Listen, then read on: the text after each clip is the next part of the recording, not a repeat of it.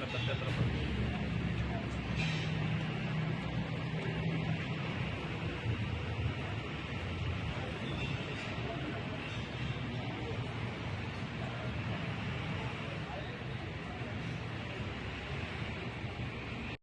ಅದು ಹೇಳ್ತಾರೆ ಅಂತ. ಸೊ ನನಗೆ ಒಂದು ಇವತ್ತು ಇಲ್ಲಿ ಬಂದಾಗ ನಾನು ಅನಿಸಿದ್ದು, ಹಾಸ್ಪಿಟಲ್ ಬಂದಾಗ ಒಂದು ಓರಿಯಂಟೇಷನ್ ವಿಸಿಟ್ ಇರುತ್ತೆ ಅಂತ ನಾನು ಅಂದ್ಕೊಂಡಿದ್ದು. ಬಟ್ ಇಲ್ಲಿ ಒಳಗೆ ಬಂದಾಗ ನನಗೆ ಸರ್ನ ಭೇಟಿ ಆದಮೇಲೆ ನನಗನ್ಸಿದ್ದು ಏನಂದ್ರೆ, ಈ ಅವರೆಲ್ಲ ಎಕ್ಸ್ಪ್ಲೈನ್ ಮಾಡುವಾಗ ನನಗೆ ಗೊತ್ತಾಗಿದ್ದು ಒಂದು ಪ್ರಮುಖವಾದಂಥ ಅಂಶ ಅಂತ ಅಂದರೆ, though is in to the health sector, ಅದನ್ನು ಅವ್ರು ಬಿಸ್ನೆಸ್ ಆಗಿ ಯೂಸ್ ಮಾಡ್ಕೋಬೋದಿತ್ತು. ಅವ್ರು ಹೇಳಿದ್ರು 1,000 ರೂಪಾಯಿಗೆ ನಾನು ವರ್ಕ್ ಮಾಡಿದೆ, ನಾನು ಕಲಿತೆ ಅಂತೆಲ್ಲ.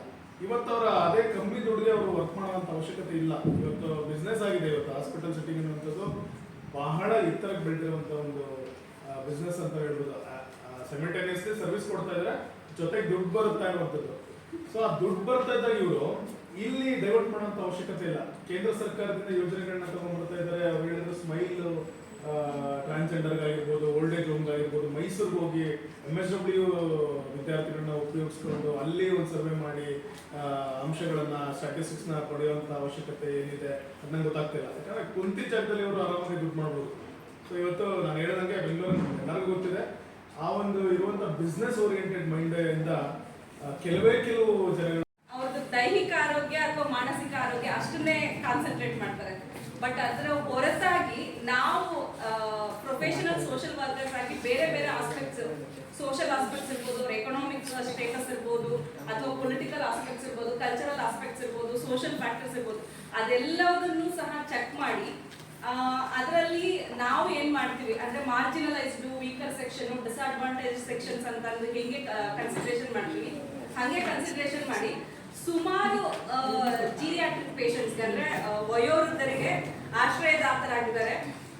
ಅದ್ರ ಜೊತೆಗೆ ಸುಮಾರು ಡಿಅಡಿಕ್ಷನ್ಗೆ ಒಳಗಾಗಿರೋವಂಥವ್ರಿಗೆ, ಅಂದ್ರೆ ಆಲ್ಕೋಹಾಲ್ ಕನ್ಸಂಪ್ಷನ್ ಇರ್ಬೋದು, ಬೀಡಿ ಸಿಗರೇಟು ತಂಬಾಕನ್ನ ಸೇವನೆ ಮಾಡುವಂಥವ್ರು ಇರ್ಬೋದು, ಅವ್ರಿಗೂ ಸಹ ಅವರು ಸರ್ ಹೇಳ್ದಂಗೆ ನಿಮ್ಗೆ ಅವಾಗೇನ ಐಡಿಯಾ ಬಂದಿರುತ್ತೆ ಅನ್ಸುತ್ತೆ.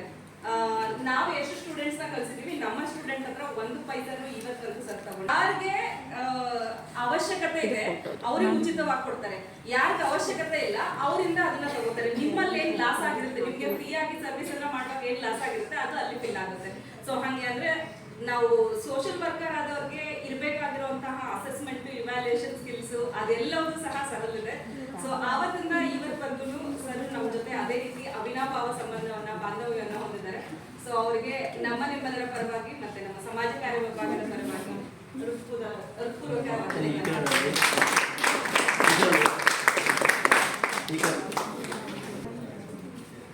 ಒಂದು ಏನ್ ಹೇಳ್ಬೋದು ಅಂದ್ರೆ, ಇವತ್ತಿನ ದಿವಸ ನಮ್ಮ ವಿದ್ಯಾರ್ಥಿನಿ ಅಮರಾಜ್ ಹೇಳ್ತಾರೆ, ಆರೋಗ್ಯವೇ ಭಾಗ್ಯ, ಆರೋಗ್ಯ ಇಲ್ಲ ಏನಿಲ್ಲ.